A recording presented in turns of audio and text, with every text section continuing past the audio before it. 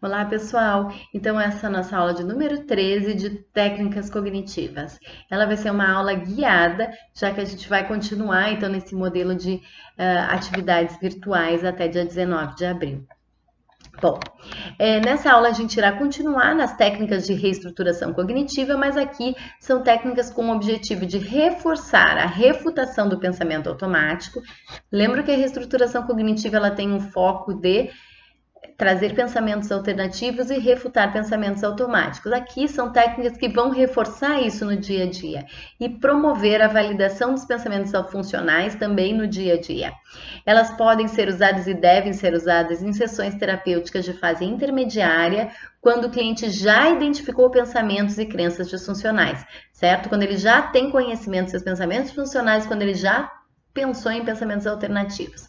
São boas alternativas de tarefa de casa. Aqui é para que ele comece a utilizar na vida cotidiana, então, o modelo cognitivo, a refutação dos pensamentos automáticos, o reforço dos pensamentos alternativos. A gente tem 3 técnicas que a gente vai falar hoje. Uma é a referência de outras pessoas ou terceira pessoa, cartões de enfrentamento e identificação de distorções cognitivas.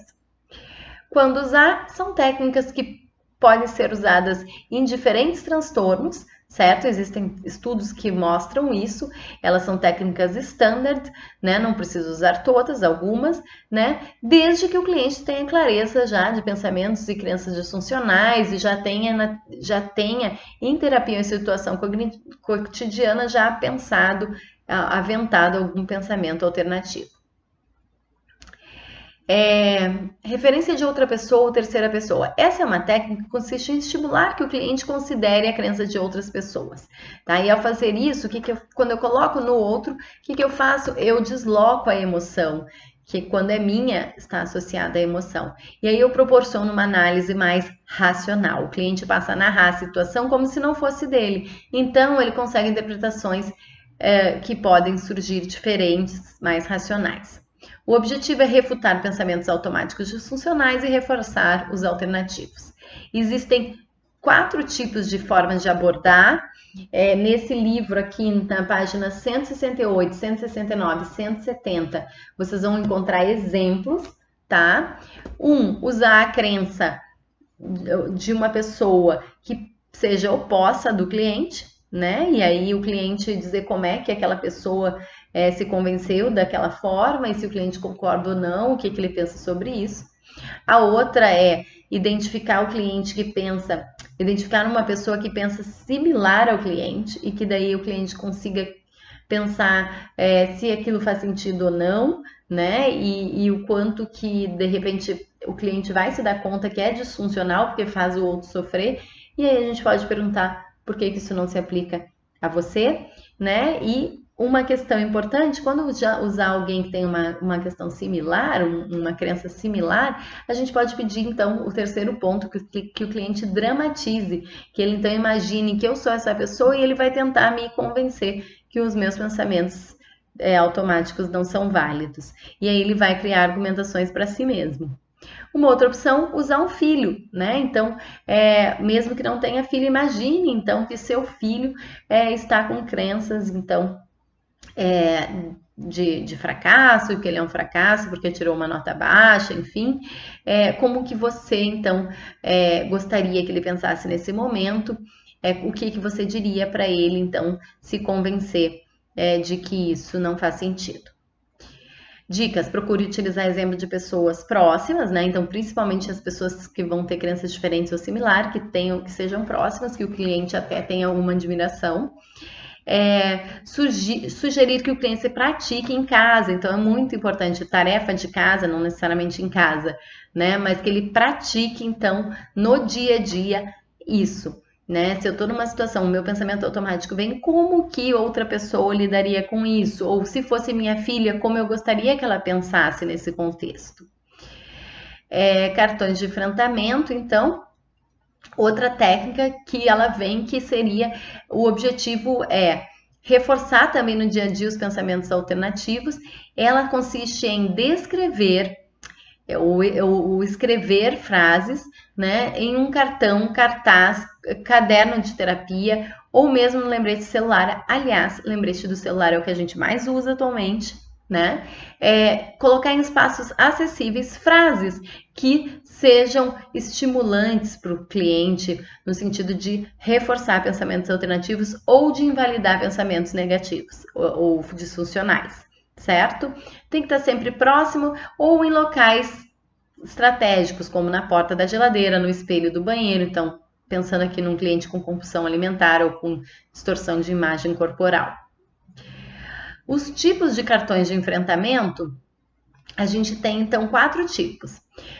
Um é escrever de um lado o pensamento alternativo e do outro o pensamento, de um lado o pensamento automático, do outro o pensamento alternativo. Então, um exemplo ali, no caso de um paciente com fobia social, o pensamento automático não vou conseguir falar, o pensamento alternativo, às vezes que eu tentei, foi menos tenso que eu imaginava. Então, o pensamento alternativo autoriza e faz com que o cliente não procrastine, que é esse o objetivo, que ele evite, que ele não venha evitar uma situação de exposição que ele precisa para se sentir mais competente.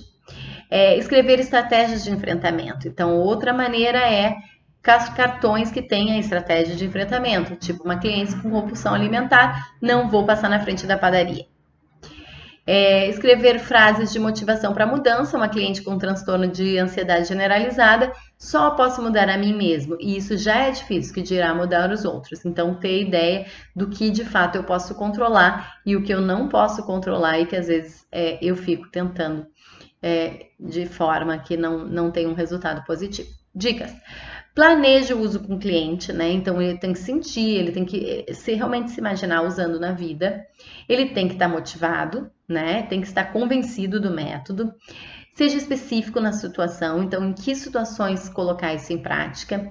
Quanto mais objetivo e prático, melhor. Então, frases curtas, não textos, não é uma carta de enfrentamento, é uma frase de enfrentamento. Use o celular sempre que o cliente tiver mais familiaridade. Então, atualmente é muito comum, a maioria dos clientes tem familiaridade, prefiro o celular, certo? Usar em casa, e uma coisa importante, são úteis por um tempo, tá? Então, em geral, os clientes dizem que com o tempo eles já passam a não ter mais efeito. Então, ou a gente muda as frases, ou a gente conclui o uso da técnica. Identificação de distorções e erros cognitivos. Consiste em ensinar o cliente a identificar as distorções cognitivas dos seus pensamentos automáticos. Por quê? Porque favorece que o cliente refute os pensamentos automáticos no dia a dia. Ensina ele a desqualificar o pensamento automático porque ele tem um erro cognitivo. Como que a gente faz isso? O Wright diz que a gente faz em 3 momentos. Um é psicoeducando o cliente, né?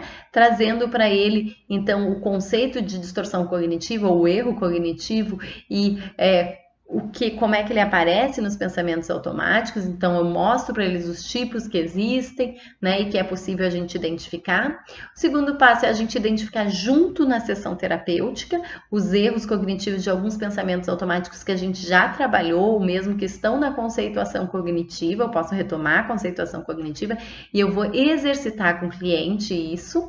E o terceiro passo é que ele possa fazer isso em casa, ou seja, nas tarefas de casa, que saindo da terapia, no ambiente da vida cotidiana, ele passe então a observar nos pensamentos automáticos aonde estão as distorções, para refutar esse pensamento com mais tranquilidade, certo? E aí é útil o quê? Dar uma lista com as distorções cognitivas, né? Então é muito importante que o cliente tenha ali em mãos, porque senão ele vai ter que ficar lembrando, isso não funciona.